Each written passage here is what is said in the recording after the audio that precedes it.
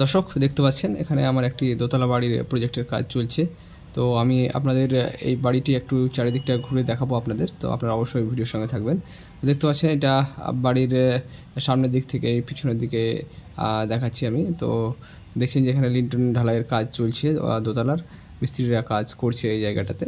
এবং দেখতে পাচ্ছেন এইটা হচ্ছে ডাইনিং প্লেস।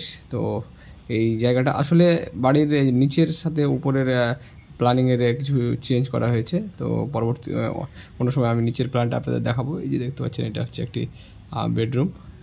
আর এখানে দেখতে পাচ্ছেন যে এখানে একটা বেডরুম, এইদিকে এই যে দেখছেন এটা একটা বেডরুম, আর তার সাথে হচ্ছে এখানে কিচেন এবং রান্নাঘর ওই দিকটাতে ছিল।